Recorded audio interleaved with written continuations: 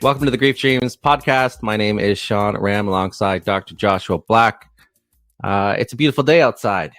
Don't you think, Joshua? Dr. Joshua Black? Yes, Sean. It's a great day outside. The sun is shining.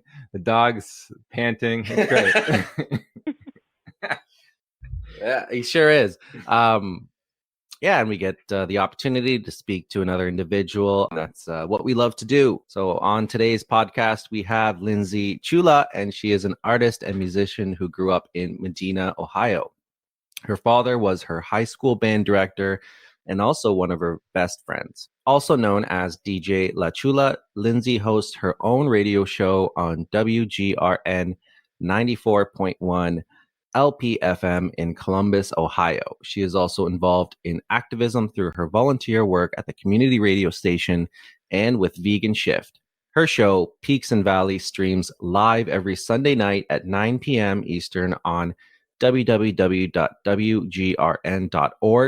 Episodes are also available for streaming and download by searching Peaks and Valleys on archive.org. Lindsay, welcome to the podcast. Thank you. It's a pleasure to be here. Yeah, I should have said that like a radio person. Man, that would have been great. You want to try it again? We'll try it again. Lindsay hosts her own radio show on WGRN 94.1 LPFM in Columbus, Ohio. Ohio. Ohio. Shout out to the Ohio folks. We appreciate it. We appreciate the shout out. That's funny. Do you have a radio voice? Is that what you do too?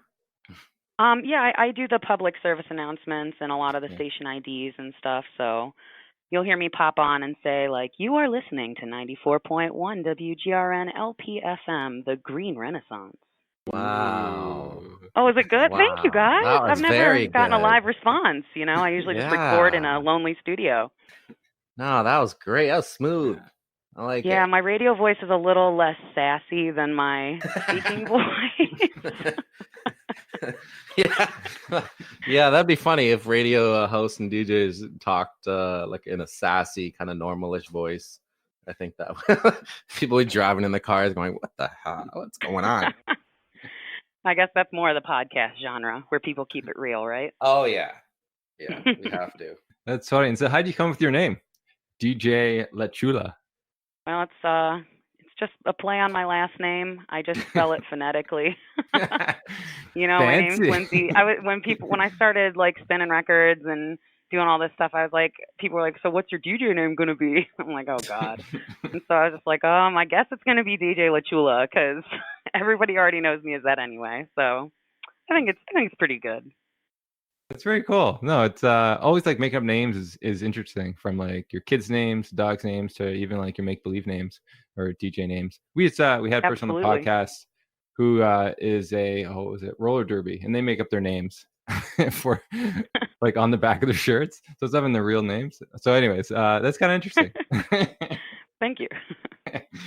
And so you said it's really lonely. So why did you go to DJing? I'm guessing it's because of, like, we'll get to your past about, you know, your family and stuff. But like, why DJing now? Is that something you've always wanted to do? I've always been a musician since day one. Like I said, it comes from both my parents are band directors. My dad just happened to be the one who was teaching in my school system. So he was my band director. But I grew up in like a musical family, and I've been collecting records for years. And it's just been a matter of time, I think, until I was going to actually, like, you know, use them outside of my house. When I had a couple of head injuries, it prevented me from being able to play French horn anymore, which is one of my first musical loves. The head pressure didn't really work so well. I'm actually getting that ability back again, which I'm really excited about. But in the meanwhile, I still wanted to share music with people somehow. And so spinning my records seemed like the right move. Oh my goodness. I played French horn in grade 9 for a year. Get out. Yeah. Well, you know what kind of special nerd I am. Definitely. So I got to music class late, and all the good all the other instruments that I thought were cool were taken.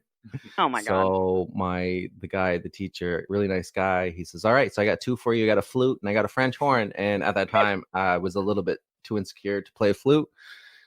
Will Ferrell, I think Will Ferrell made it cool back then. Yeah, that was before that was before flute. that time. But I started playing the French horn, and I really grew to love it. It's such the sound in soundtracks and movies and scores is like the noblest sound. Wow. Right? And it it's is just epic. It's the sound that rises up over everything. That's exactly how I describe it to people, because they're like, "What does a French horn do?" You know, and it's incredible. like, well, it's actually super epic. Yeah, I mean, I love It's a march. Unless it's a march, and then it's boring. And you don't hear it. I loved like the movie scores, like Jurassic Park and Indiana Jones, and you hear it. You hear the French horn like just beautifully. So yeah, I grew to love it. It's difficult to get used to a blowing instrument, I think, because the lips and all that. But once I got that, it was really enjoyable to play. Not as heavy as the tuba, so I could take it home. But yeah, that's awesome that how long did you play French horn for? Well, it's funny you said flute, because before French horn, I played flute a little bit. Like, my mom was a flute player, so she just started teaching me at home, like second grade maybe.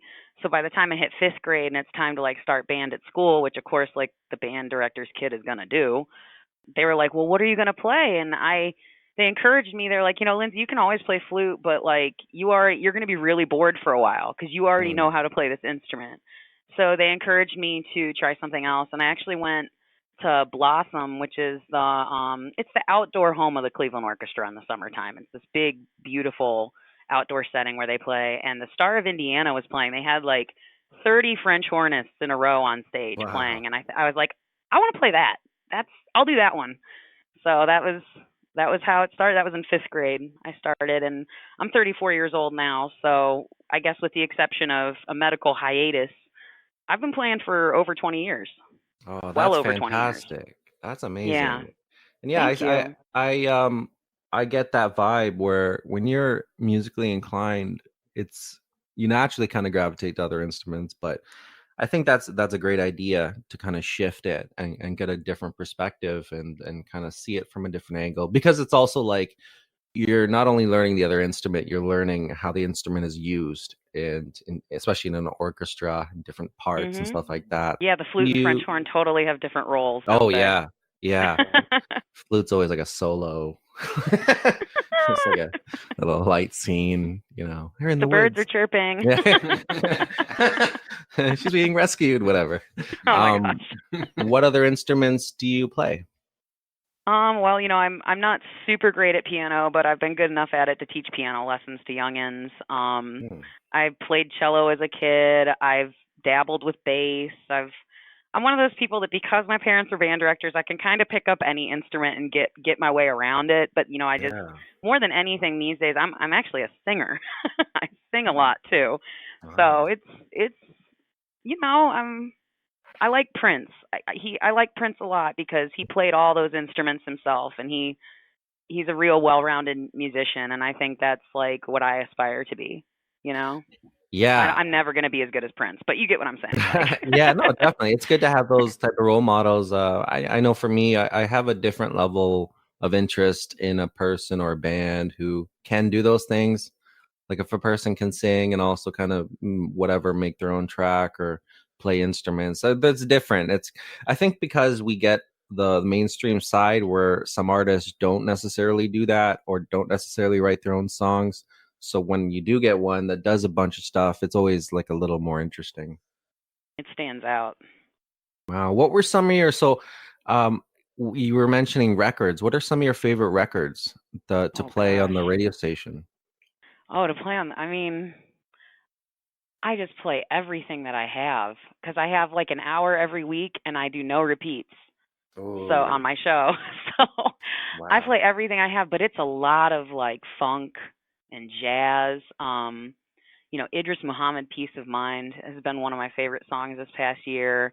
Madam X, Just That Type of Girl, is some heavy 80s electro funk that people don't even know about. That I play like at house parties when I'm trying to get them at like 1 a.m. That's pretty fun.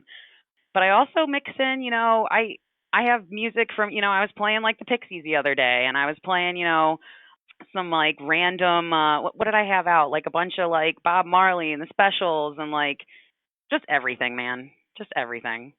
Oh, that's everything so cool. That's good to me. No, I like that mix, and I like the variety. These days, I get kind of bored with radio, mainly because the main ones, at least, they don't have a lot of variety. I You're hearing the agree. same song like 20 times a day, but sometimes I'll switch on to like a radio station. If I get like the reception, I'll hit up a really local niche one, and then I get some variety. But no, that Well, sounds that's what I'm trying amazing. to curate. Yeah, sounds like you've got a good mix going on, and I'm sure the people of Ohio appreciate it. Hopefully. Is that the Peaks and Valleys show that you're talking about, where Yeah. you incorporate the music? Okay. Oh yeah, that's my music show. Yep. Okay. That's a great name. I try to have like minimal banter and maximum music on that show, but I do drop some knowledge bombs here and there and add a little bit on there. You drop factoids. Just the little ones. Did you know an elephant weighs? Oh my God. Well, more about like what I'm playing, but Oh, okay. that'd be pretty funny if I just dropped random facts throughout my music show. What was that That would one be guy? hilarious. What was that one? Okay, we used to get this American radio show. We still do, probably. That guy in the morning who Kid Carson or something. I forget his name, but he has that voice, and he's always top 10. Or maybe Ryan Seacrest took it over from this guy, and it was always on the weekend. Casey Kasem. Yeah, Oh I love that guy because he'd always give these facts. It's funny. I used to listen to Casey Kasem with my dad when he would drive me to my cello lessons in 4th grade. He would drive me up every Saturday to this college to take cello lessons because I was a band director's kid, and they're like, "Oh, we want to give her the best experience." Like, they were so awesome about that. And I would go in there, and my lesson teacher was a real stuffy guy. Honestly, I wasn't a huge fan of him, but I loved driving with my dad every Saturday. I loved the time we got together, and we would listen to Casey Kasem, and he would comment on the guy's voice. He would be like, "Man, he's been doing this for years. He's really got a voice." Did you know a cello is an adult violin? Like stuff like that. Yeah. Well, that's so interesting that your dad was a part of that. And so actually, I think it's a good time to actually talk about your dad and who he was in your life, and the effects of his loss on your life too. So if you want to go back to maybe just the beginning, and as a kid, how did you see your dad? You say he was your best friend. I think that's interesting because I know my parents aren't my best friend, but they are my friends. Right. Totally. Mom just shed a tear. But like, I think a lot of you can have more than one best friend, Of course, but yes. he's like, throughout the past 34 years of my life, he's been my best friend through so much of it. It's insane. Pretty special connection. So did it start right in the beginning, like or was it something you developed as you aged? A little of both. I think that we had I grew up. I had 3 younger brothers. I was the oldest, and I was the only girl. And there was definitely like a special connection there. Also, my dad's mother passed away when my mom was pregnant with me. So I never got to meet my grandma Felicia, but I'm her namesake. I'm Lindsay Ciulla. And I came out and I had red hair and she had red hair, and they were just like, so I think, there was an extra sweet connection there just because like my dad had just gone through the loss that I'm experiencing with him right now. And immediately after, his wife was pregnant when this happened. My mom was pregnant with me, and she gave birth to me. So I think that the connection's been from the jump, if anything, just because of that. It's a really special connection that we have. And growing up, my dad just in our big, beautiful, loud family, my dad was like the peacekeeper. He was like the grounded one, and he would hold us all down. You know what I mean? He's a really cool dude. And I don't know, if there was ever any point in my life, especially when I was like a teenager, a teenage girl can definitely have some emotional stress going on, and like some things that they don't want to talk about to anybody. Well, he would always get me to talk. Everyone would go to bed, and my dad and I would sit in his office with him, and we would talk until like midnight, and he would be the only one that I could tell everything to. Anything that upset me, anything that made me mad, he'd get it out of me. And I'm a pretty secretive person. So like, how people say like someone's their person, my dad was my person. Like So he was always there. He was my rock. wow, that's amazing. Yeah. So what was his trick to get you to talk? He was just such a patient and understanding Mm. person. I used to watch him do it. I mean, my dad was like a father figure to so many people other than just us four kids, like to students and like our friends growing up who didn't have like the best parent situations. He wasn't like Mr. Rogers. He was like cool and reserved, and but he'd also be really vibrant and zesty. Like I said, he's Sicilian. Um, he just had this laugh and this yell, and like he would like just I don't know how to explain it. I'm kind of just rambling because it's just he was just such a special guy. I don't even know how to explain it properly with words, but he just had this way of listening to people and letting you get everything out, and maybe giving you a hug and calming you down, and then he'd like just thoughtfully respond to you. He would just take the time to listen, and so many people just don't do that. He would listen to whatever you had to say. He used to take kids into the back office after band and have I'd see like girls like crying on his shoulder. Like some girl broke up with her boyfriend during band that night, and she goes to my dad and talks to him. Like he did this for everyone. Wow, it seemed like it was just like such an amazing individual that a lot of people long to have in their life. Yes. Because you said like he allowed you to share, and he was patient, and he provided that space for you that didn't feel judged. I think that's so amazing. It That's so it was really amazing. special. Wow. Wow, that sounds amazing, Lindsay. So, what are some memories that you hold special between you and your father? Well, definitely those car rides. There was just so many times in my life that I would just end up in a car with just me and him going somewhere, and we would just talk to each other. We would just, we would it would be our time alone, away from everybody else, and we could be completely honest with each other. We could goof off, we could make fun of people if we wanted to. We could just tell each other the truth about how we felt about anything. And that to me, like I cherish that time that I used to have with him. And I also, my dad was a really busy guy with his career as a high school band director. He, on average, his high school marching band had he built the program to get this big, but by the time I was in high school, the band was well over 200 people, more like 250. Wow. He touched so many students' lives every year, and he was very busy doing a lot of that stuff. But that's kind of the cool thing, is that I was I was right there with him when I was a teenager in high school, and even before that. Every Friday night, I would go to the football game with my dad. I would go help put out the pom poms for like for the beeliners, or put out flags for the flag girls, or I would just stand next to him and like watch him do his thing. And we could just and my brothers would come when they got old enough, and gosh, we were like, at times we were probably like little terrors. We were just running around talking to all the high school kids, giving everybody a hard time, and it was just a blast. Like those memories, I feel like, even though he's gone now, and I'm only, some people lose their parents a lot sooner and some lose them a lot later, but he was only 61 when he passed last year, and I feel like that time that we had together, like that was meant to happen. Like I feel like that time together is, I think, I'm gonna rely on it in the future when I miss him. Yeah, absolutely. Wow. I didn't realize that was a marching band. I love marching bands. They're some of my Uh-huh. favorite. Oh, they're amazing. You should look up the Medina High School marching band. He was their director from I will. 1980 through 2015, and yeah, he turned them into one of the best, not just marching band. His symphonic band was incredible. His jazz band was Mm. great. He taught the music. He taught the middle school level, so he was my band director from sixth grade through my senior year of high school. He also taught music theory.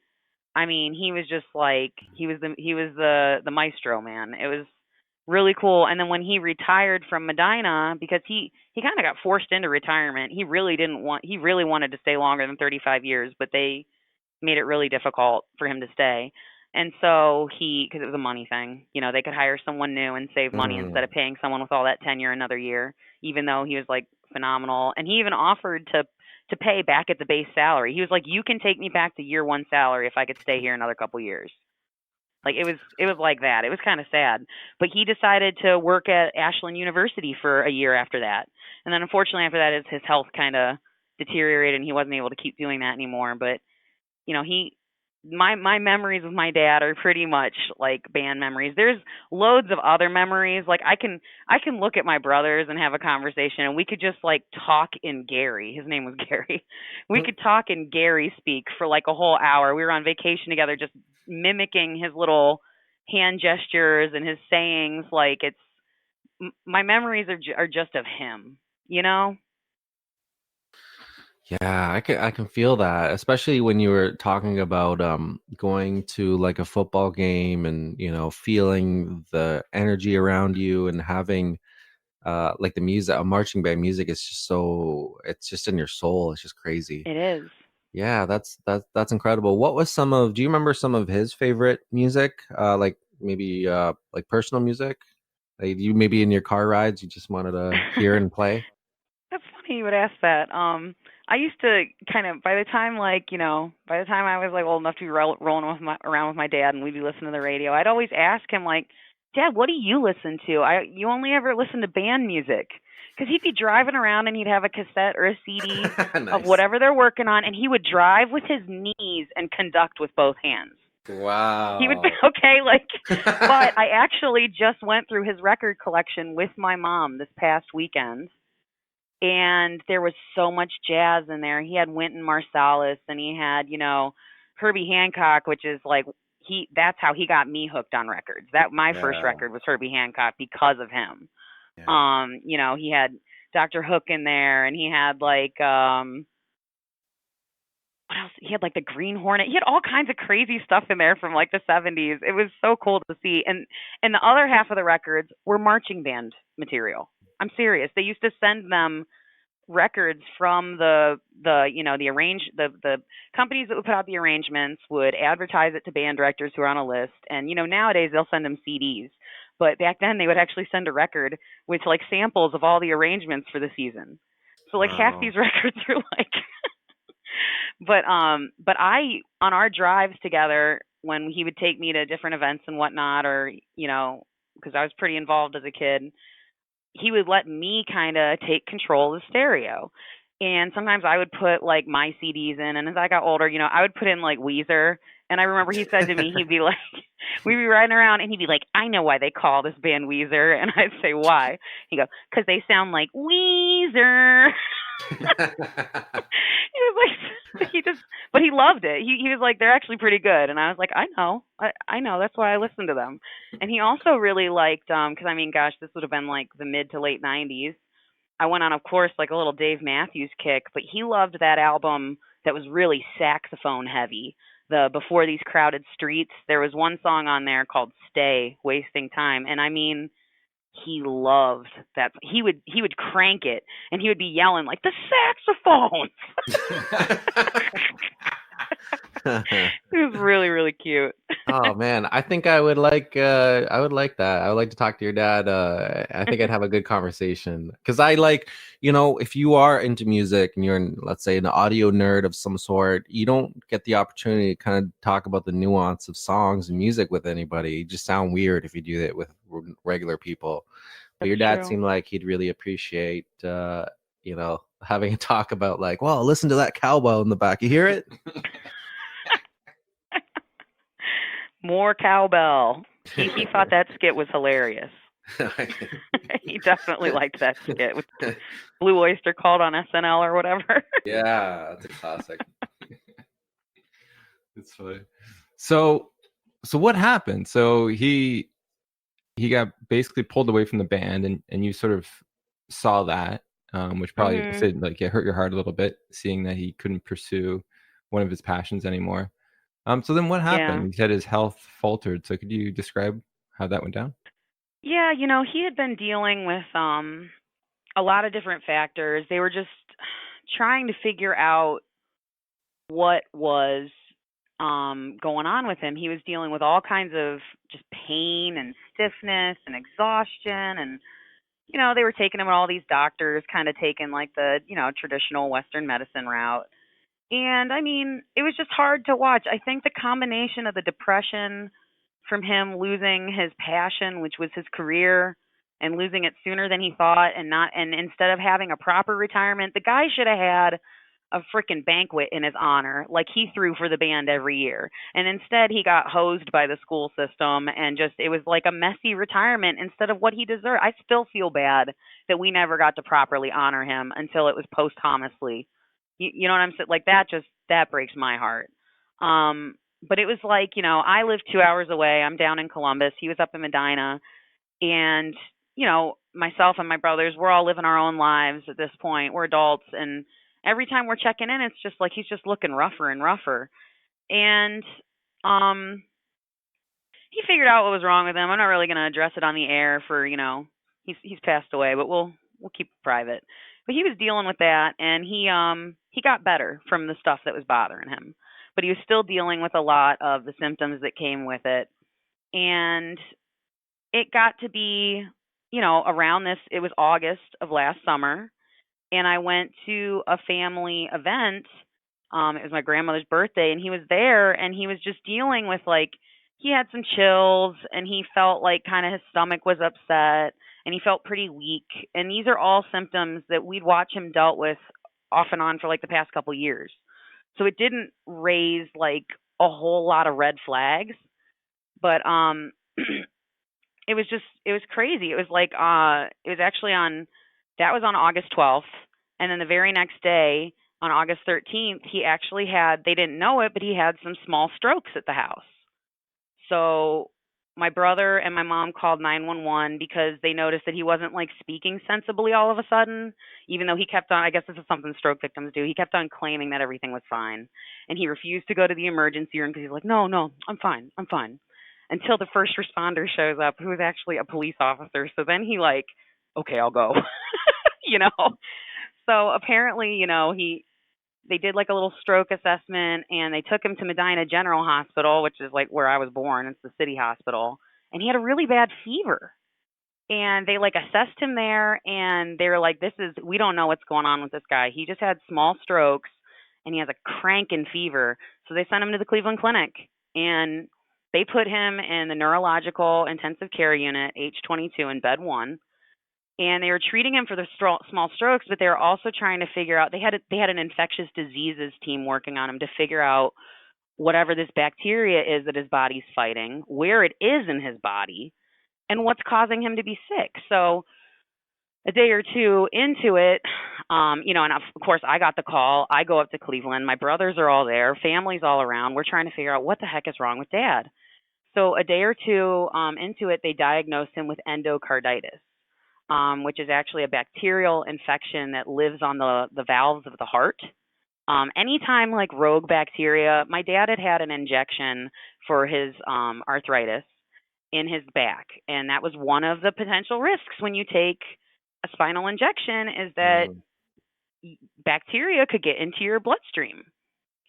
So we don't have the official answer about how bacteria got in his bloodstream, but everyone in my family is pretty much like, well, he had an injection like 2.5 months ago. The time frame sure makes sense, It was on the paperwork that he signed that it was a risk. So anyway, it was a pretty bad infection, you guys. Like, he had vegetation from the bacteria had floated up his aorta and caused him to have the strokes. Oh, wow.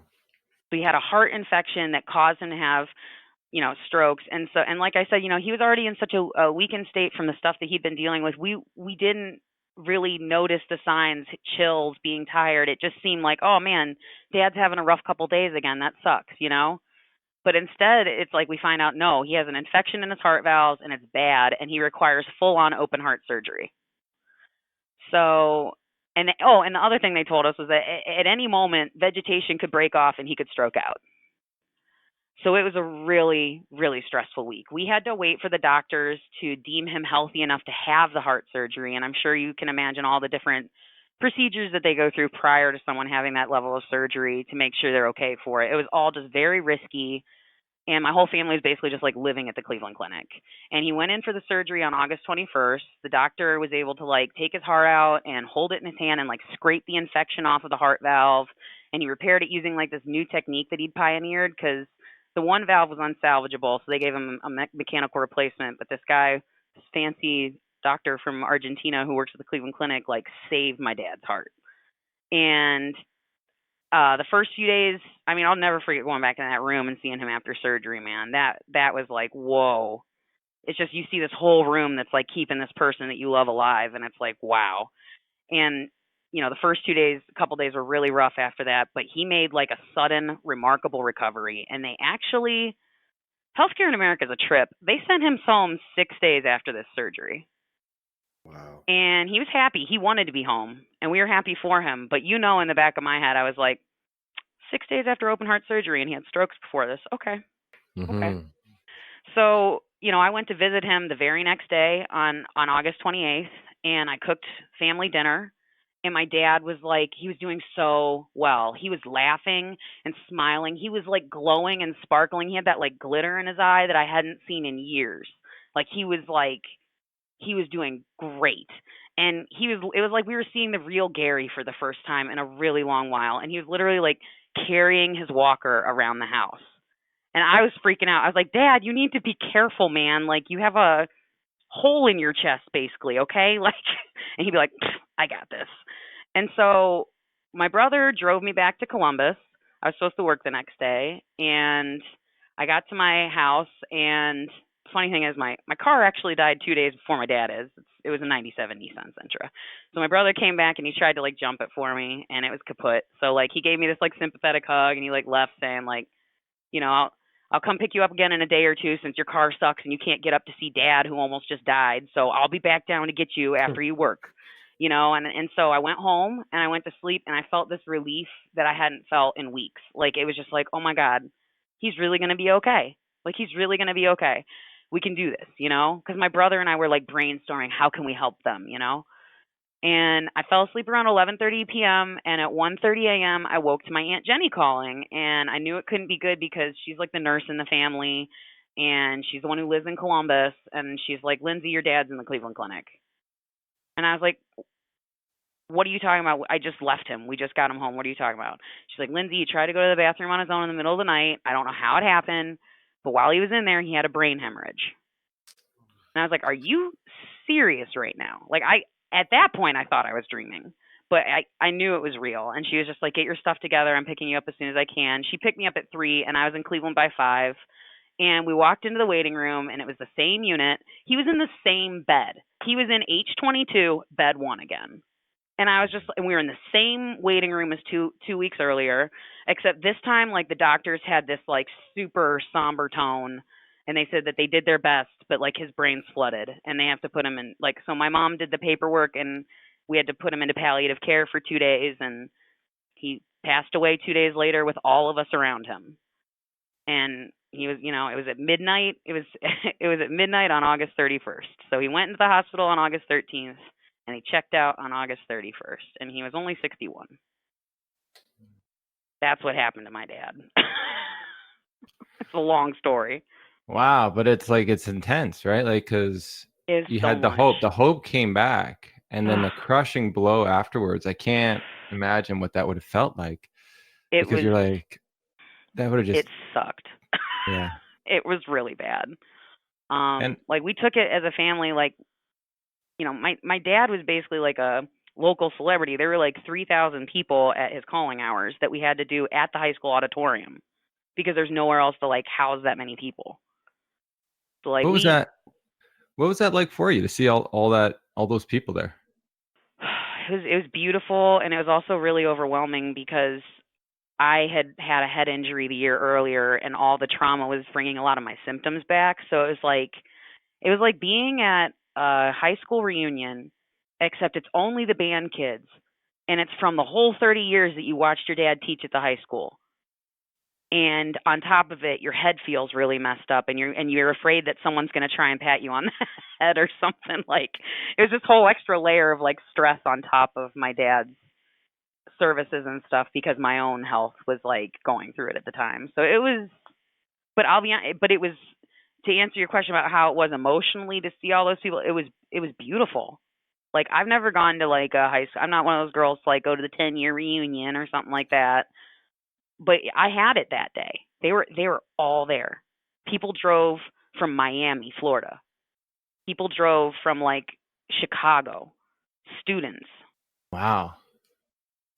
That's amazing. Yeah, it's amazing to see the impact. And I have some of those people in my life that they would like. I'm not in contact with them, but if they were to die, I would definitely drive out because they influenced my life so heavily. So I think that's amazing that you're able to witness that. Was it because I'm guessing a lot of the people knew you since you would always pop into the band area? Was it Exactly. overwhelming because of the amount of people that probably wanted to talk to you or wanted to honor your dad by sort of like sharing a story with you or something?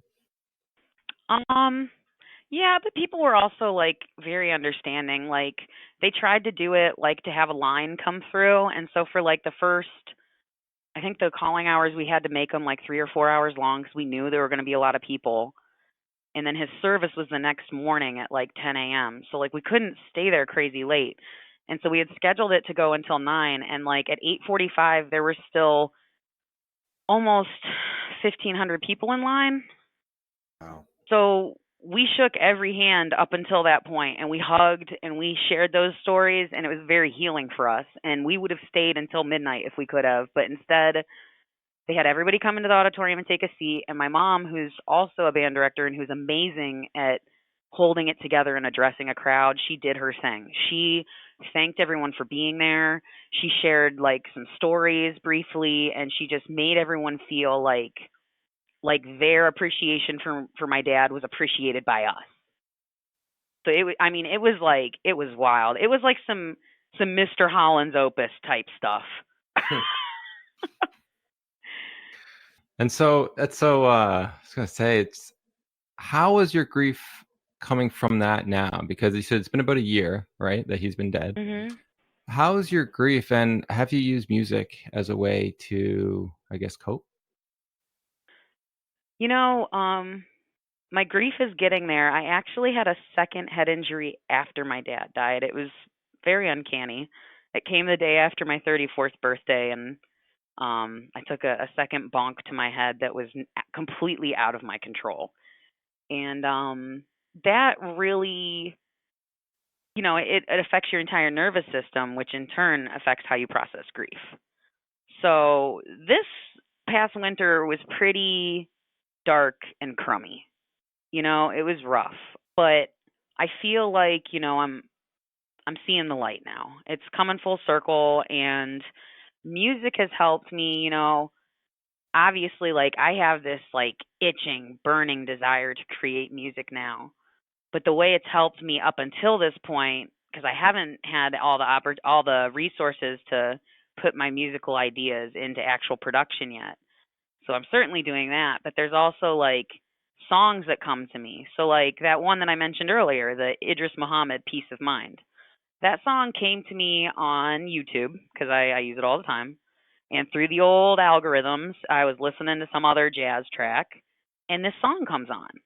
And I was like, "Oh, wow. This is beautiful. This is awesome." It had this like late 70s Bob James vibe, so cool sounding. And just something told me in my heart like your dad is sending you this song right now. It sounds cheesy, but it felt really real to me. And so I just kind of held on to the song, and it kept on coming up. Like, of course I liked it, so that probably increased the probability of it coming up, right? But I was sitting with my friend Andy, who lives up the street from my parents, and he is significantly younger than me, but he was one of my dad's last students. He was like one of the last groups of high school kids he was in high school when my dad retired. And so we're sitting on his front porch chatting, and he's a really good friend of mine. And I have some music playing on my phone, and that song pops on. And he looks at me and he goes, "Your dad used to play this in the office all the time."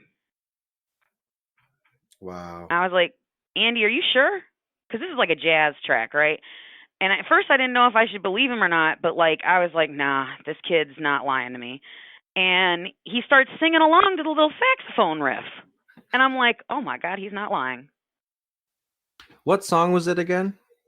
Idris Muhammad, Peace of Mind. Okay, I'm just gonna find it and play it later for myself. You should. It's beautiful. That's So amazing like how music helped me in that way, you know.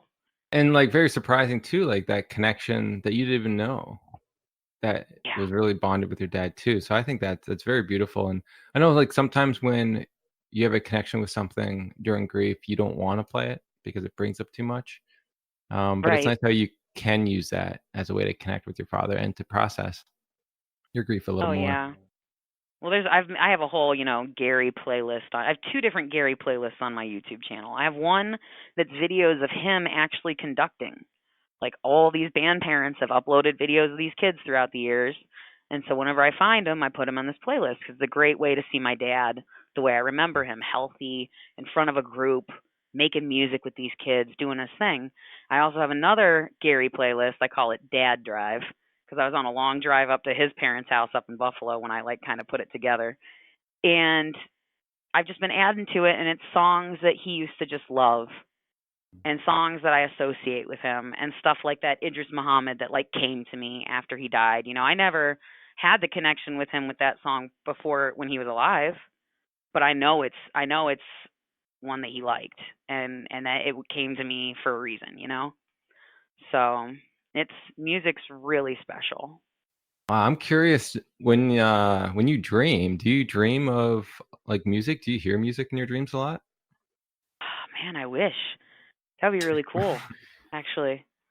My dreams tend to be a little more trippy than that, I guess. It'd be cool if my dreams were just like, like beautiful music but like I don't know, sometimes I'm kind of like on missions in my dreams and sometimes I'm kind of like making connections in my dreams and other times I'm just having like random dreams of stuff that happened that day. But Right. yeah, if there's music and the music that's been in my dream in like the past year, like I've had dreams where I'm making music and Dad's conducting. Oh, that's cool. You want to Uh-huh. talk about some of those dreams? That's interesting. This is like the Grief Dream podcast. Let's do it, man.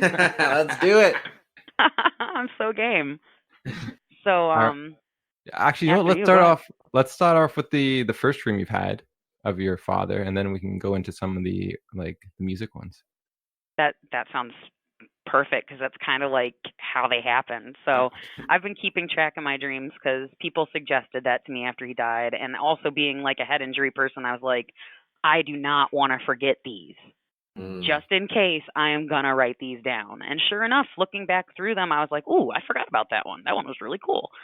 So, before I had dreams of my dad, there was kind of like that shock period. He passed away on August 31st, and in my notes, I see that like on December 14th, I woke up, but it wasn't like a dream that I had. It was more like I was waking up with like seeing him in the hospital, seeing him with like it was more post-traumatic stress, I think, that was getting me. But it was shortly after that in February that I had the first like dream. And so the first dream I had was I was at my parents' house and my mom tells me we're like standing in the kitchen and she's like, now this was sort of a common phrase for a little while because like I said, my dad was going through some stuff. So she says, we had your father in the ER this morning. And apparently like I tried to give her a hug about it, but she was talking to someone else. So I walked out into the garage and I saw my dad walking towards his van. And I ran over to him, and he was like in his Medina band gear, wearing like the green and white, loading up the van. And I went to hug him, but he like deflected me and said like his stomach was a wreck. Which again, that was something I could totally hear my dad saying that like, I'm sorry, my stomach's just a wreck right now. Like, please don't squeeze me. And so, you know what I mean? And he said like that he had been hurting more than usual, but he was okay.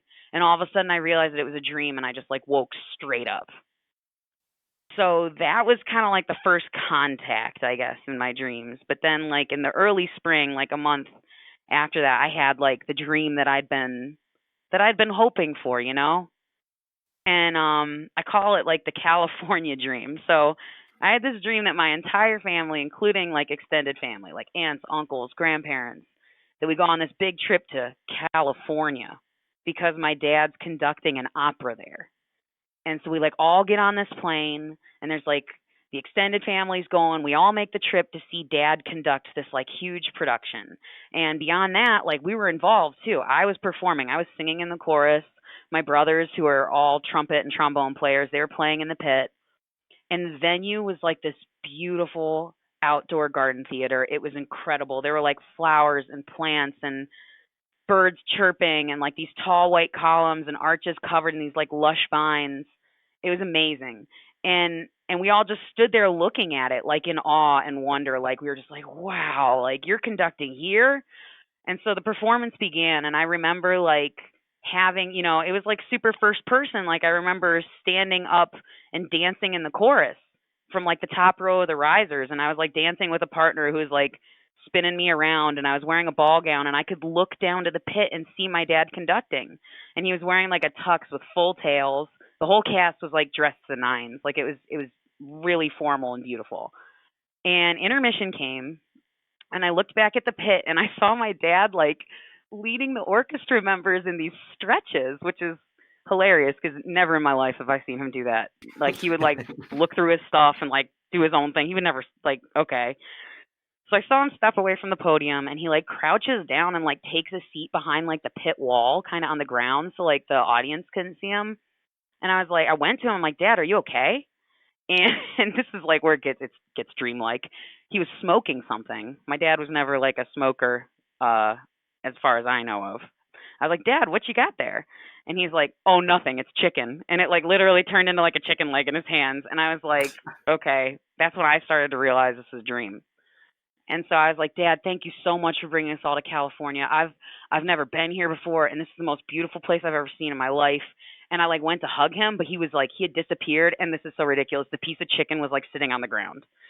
And his voice was like coming through, but I couldn't make out what he was saying, and it was just getting further and further away, and I sat straight up in bed and I woke up. And here's the thing, like that place did not look, I've never been to California, but I've got lots of friends out there, northern, southern. There wasn't a palm tree in sight. There wasn't a golden dune. It looked like freaking paradise. That wasn't California. You feel me? It was like really beautiful. That's incredible. Though the imagery that you're telling us, it just seems so fantastical.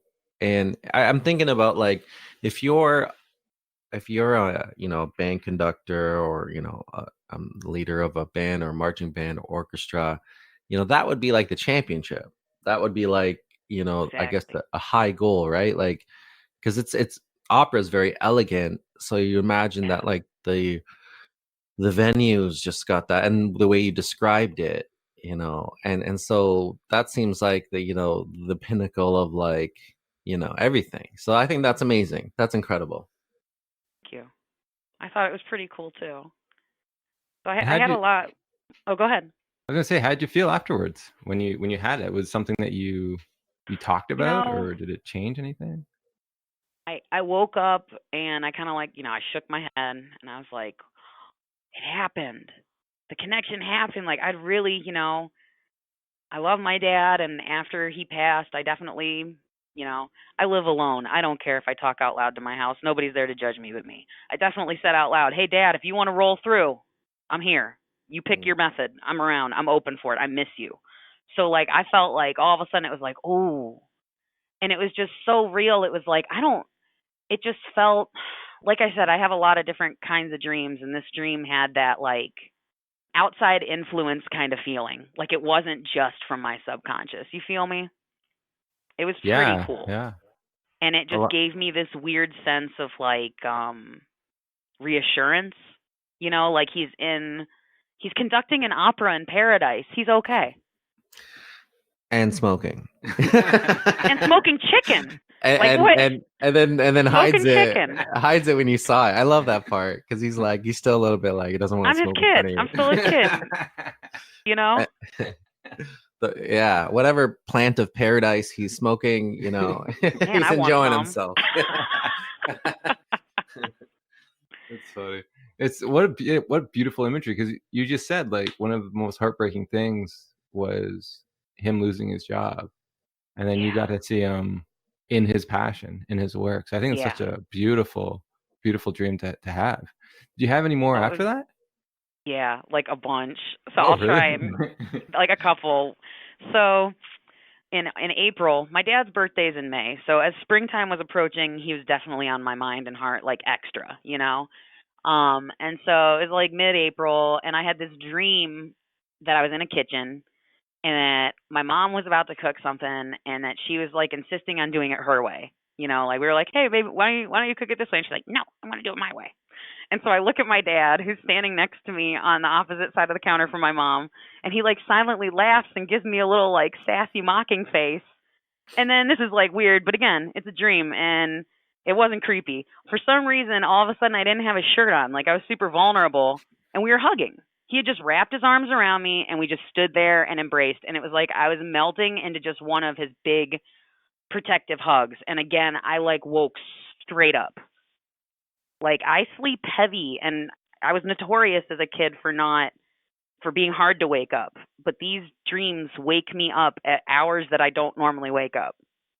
Oh, that's so interesting. I like that. I like how Uh-huh. you said about the vulnerability of that's like I being mean, naked or being topless, whatever. Like there is a sense of vulnerability there. And you're just saying in the podcast how he was always that person for you to give you that support and see exactly. you naked almost, right? In the sense of what you're willing to share. Like you could share anything to him. And Absolutely. that's so beautiful. And I had another dream in springtime too that was really beautiful. I just wrote in my notes, Dad finds me on a crowded casino floor to hug me. So I was like on the main floor of this big Vegas style casino. So my dad, like, he always thought Vegas was really cool. He got out there a couple times. Like, he's not a gambler or anything like that. He just wanted to see it. You know what I'm saying? Yeah. He wanted to see the Hoover Dam. He wanted to see Vegas. He wanted to stay at the Luxor because it's like the pyramid and it's cool. And so in the dream, I'm on the main floor of this like Vegas style casino and I could feel his presence in the room and I'm like looking for him and all of a sudden I look across the room and we make eye contact and he like ran to me like pushing through a crowd of people to get to me and we didn't say anything. We just hugged and I woke straight up. Wow, I love He's it. like he like really wants me to know that he loves me and then he'll like find me. That's what I took from it was like cuz I talked to one of my friends who has definitely had some dreams with former loved ones too and she's like my best friend and she was like I think your dad wants you to know that he's always going to be here to make this connection with you. He will push through to get his energy to you when you need it. Mhm. You know? And again, at that same exact little period of time in April I had another one and this one's kind of crazy, okay? So this one's a little more in depth. So I had a dream that we were at some kind of amusement park, like maybe SeaWorld or Disney, which he took his marching band to Disney World. I was he would take us as family on trips to like SeaWorld and stuff like that. We weren't woke to like the animal abuse yet. I'm vegan now, don't worry. So he was with us and it was like we were on a band trip or something, but it was mostly just like myself and my close high school friends. And he looked like really good. He looked like he was in his 40s, healthy weight, good energy. And I remember like running around the amusement park and I was wearing his band director jacket. Like a lot of times when I was a kid, he'd let me wear his jacket. We were riding the tram together and I remember he was sitting next to me as we rode and I like leaned on him. Like it felt really real.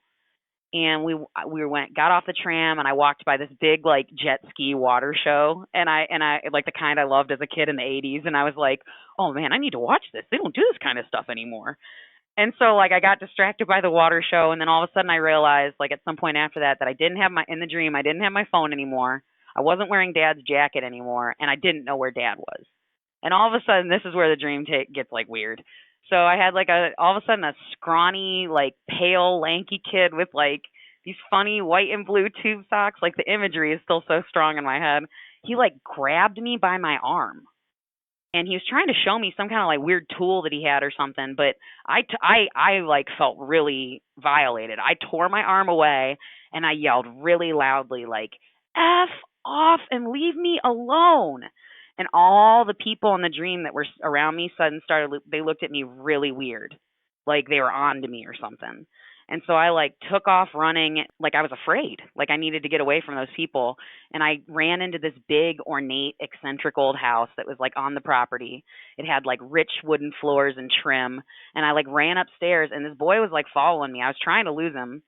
I ran into one room and I could still see him coming. And then I ran to another room and I locked the doors behind me and my heart was racing. And it was really weird. In the room, there was this big purple indigo looking stereo futuristic receiver. But when I looked at it closer, it was actually just like a music box And there's also like a tall dresser that had like trinkets on top, like a brooch with a cowgirl on it who had like red hair, like me, and like stuff like that. It was just very, very weird. And I was still worried about the boy chasing me. I felt trapped. I like ran out into the hallway. I didn't see or hear him, and I ducked into a bathroom. And in the dream, I walked into the bathroom. I locked the door. I remember looking at like the counters, and I saw like all the toiletries of whoever lived there.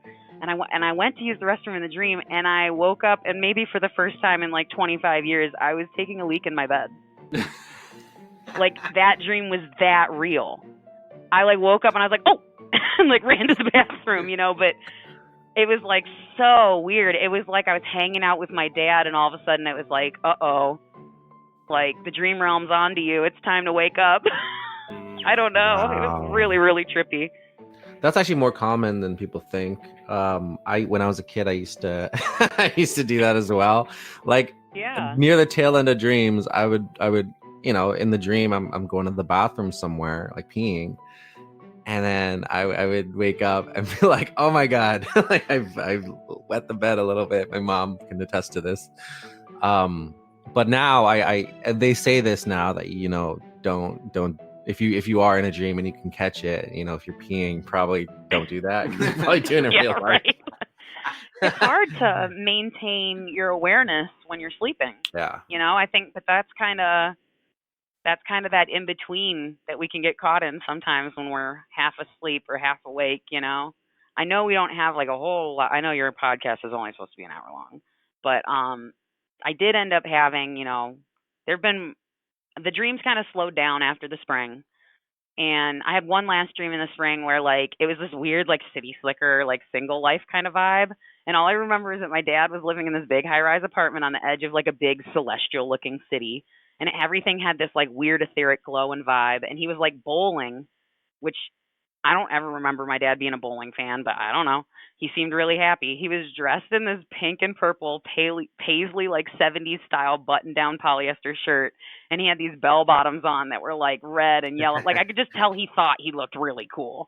And he was like confident and relaxed and happy, and he didn't know that I was there. It was like I was just seeing him from the outside, just seeing that he's good. And that was the last dream I had until literally like such good timing. He came to me in a dream about a week ago. And, ever since I had that last dream at the end of like the beginning of summer, end of spring, I've been kicking myself because like, I really want my dad to know that he was my person. Like, I really want him to, like, I've done a lot of thinking about it. And like you said, like a lot of people, their parent isn't their best friend. And I'm really starting to realize, like, what we had was pretty rare and special. And when I think about it, it's like, this isn't even, like, a game of, like, favoritism or anything like that. Like, I didn't just lose my dad. I literally lost my favorite person ever on the whole planet. Like, there's no one that is ever going to take that cake. It's like something special. It's obviously I love my family. I love my mother. I love my best friends. Like I have a lot of dang near favorite people, but like my dad was just special, And so I'd been kicking myself for not telling him that in these dreams. Kind of like what you were saying, like, hey, don't take the leak in your dream. Well, I was like, man, I wish I could remember to tell him how much I love him in my dreams. And so I had this dream and it makes sense because it's marching band season, right? Like the last 2 weeks of August is band camp every year. And it's really funny. I call it Gary season because like, how come it's like so serendipitous. How come he literally was in the hospital last year during the 2 weeks that band camp was going on? And he died the night before the first football game. And I was just, so like, it's just, of course, like I'm thinking about him extra right now. Today's the 1 year anniversary of the last day I saw him smiling and talking and breathing. So anyway, I had a dream of my dad last week, and it was me hugging him and telling him that he's my favorite person on the planet. I could like feel his arms around me. I could feel his heart. I could feel his beard. And it was like, it was a band dream. I dreamt that I was in band and I was at band camp. and that somehow it came about that my dad, the director, died. And it's interesting because my brother Nick also told me that he's had dreams where my dad has died and come back in the dream. So I was envisioning him like, prior to finding out that he, quote, died in the dream, he was like holding the megaphone and like standing in front of the band in the summertime and like clicking out the beat with the drumsticks like he would so the whole neighborhood could hear. And I found out that he, quote, died. And I was so heartbroken in the dream. But then it was like, no, we're wrong. He's not dead. He's actually alive. He just can't do band anymore. Which is like, if you know my dad, you know how funny that is, okay? Like, so we're all, because band was his life, okay? So that's why it's funny. So we were all lining up to like form the parade block, and I realized that like he was alive, and I was okay, and that he was okay, and I was like super grateful. And I was thinking about how hard it was going to be to do band without him, even though like, he's alive, but he can't do band. And then I suddenly felt his presence. And he was standing right behind me, like he was like watching over my row. And I just like shook my head and I got out of formation. Like I ignored the other director. And I walked over to him and I was like, I know this isn't the right time for this, but I just want you to know I am so glad that you are alive. I'd so much rather have you alive than standing in front of this band. And I gave him like a big hug. And I told him, so he knows, I said, Dad, I'm not sure if you're aware of this, but you are my favorite human on the whole planet ever. And my dad was a pretty humble guy. He gave me this like sheepish little like Gary look and was like, psh, and did his little like hand wave. My dad was Italian. He communicated a lot with hand gestures and facial expressions. And I pulled him into this big hug, and I could feel his heart beating really strong, and that he knew what I was saying. And it like felt so good to hug him. And like I said, I could like feel his like beard on the top of my forehead, like, and then I woke straight up, like just straight up in bed. And that's anytime I've had a connection in a dream with anybody after they've passed, because I have had a couple dreams with other people I was close with after they passed, and anytime it happens, I sit straight up in bed. That's where the dad dreams are at currently. That's amazing. I think it's beautiful that you wrote them all down. Like I'm surprised someone suggested that, because it's not something you hear a lot. I have a lot of really special, thoughtful people in my life. I'm really lucky. Just like I'm really lucky that I had a super special and thoughtful dad, Yeah, you can definitely hear that with how you told the story and how you told about his life and your love for him. And there's something beautiful about that. How even though he's not with you right now, the love that you have for him is still so strong, and it's so bright, and it makes me smile and reflect on my own relationships with like my best friends, and also my father, who also died. And you're just like, yeah, man, like there's these special things, and just you help me to remember a little more clearly with the love that you shared today. So I want to thank you for that, and it's beautiful that you had someone like that in your life. I think that's so amazing. Thank you. Thank you for letting me share. I know it's a lot. Yeah, I just wanted to jump on that and say I just love that detail that the ability to feel your dad's heartbeat, feel his beard. This is amazing. I've never experienced that in a dream. I hope to someday.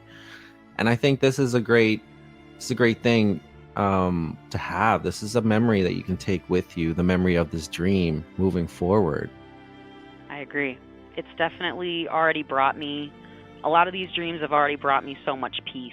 It's like, it's just, and also hearing that I've apparently had the most lit dreams and the greatest frequency, but my brothers have had dreams too. And my dad, and the message that's come from my dad in those dreams has been the same. It's been like, I love you. I'm here for you. I miss you. Like it's pretty real. It's pretty real. I think he just really wants us to. I think the sentiments on both sides right now are equal. We both just want to make sure the other end knows how much we love him, and that we're always going to be there no matter what. Yeah, it's interesting how we need that reminder. We can have that dream, but then like a month, 2 months, the life gets a part of you, and stress gets a hold of you, and you forget. And that's what I love about these dreams, is they help us remember, and they get us back to a place that feels the best, feels peaceful, feels like we're supported, to conquer the stuff that's in our lives. So I'm really happy you have so many. If you could have one dream tonight of your father, what would that dream be? Well, you're right in guessing that I would want to have it of my dad. So, I mean, you know what I mean? Like, that's not, I think that's obvious. Like, I want him to come through anytime. My astral door is always open to him, and my heart's always open to him. And, you know, I don't even care what the dream would be. They've all been good. Every single dream I've had with him has been good. And they're all like, I couldn't even not in my wildest dreams could I come up with the stuff that's been happening in my dreams. So, I mean.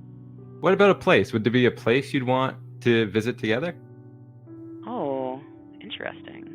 Or like, we've never been to Italy, but maybe we could travel there together in my dream. I like that. That would be pretty cool. Yeah, that'd be interesting. They have a lot of nice theaters, and maybe you can perform at the Coliseum. That would be pretty rad. Cool. Cool. Maybe I'll have to focus on that a little bit and see what happens. Yeah, absolutely. And you know, all these dreams, it's amazing that you've opened up that door and you can have this type of relationship. And that's what this podcast is about, is just trying to get the information out there and communicate with everybody that, you know, these are some real things, and they can really impact your life. And especially if you miss the individual, you're having problems, you're struggling, grieving, it can make a difference and change some things for you. You know, we see a lot of value in what a dream can give you, and you're a perfect example of someone who's able to kind of express and reconnect and kind of alleviate some anxiety that might have been going on about your father after he passed, and even just to say I care about you, I love you, and you're my favorite person. That's an incredible thing. I think so too. All right, so just as wrapping up the show, once again, where can people find your show? And if you have any kind of social media handles, I want to shout those out. You know, you can check out my show Peaks and Valleys by visiting www.wgrn.org.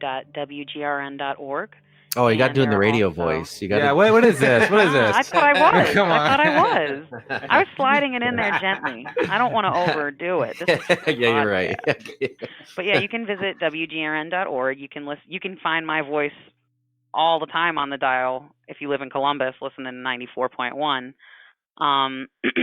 You can also find archived episodes on archive.org by searching Peaks and Valleys. Excellent. Thank you so much, Lindsay, for coming on, sharing this. It takes a lot of courage to do that. Yeah, it's not easy to come in and share your loss in your life, and also to share your dreams and stuff like that. And you did a phenomenal job. Thank you so much. You had some amazing dreams with some really cool details. They were pretty lit, so that's pretty awesome. So thank you so much. So as for our platform, please check us out at griefdreams.ca for more information on the topic. We did add a donation button, and there are perks to those who donate. If you have Facebook, you can join the Grief Dreams group. You can share your dreams or hear more dreams of others. We are on Twitter and Instagram at Grief Dreams and at the Grief Dreams podcast. And as always, we like to end the show with love and gratitude from us to you.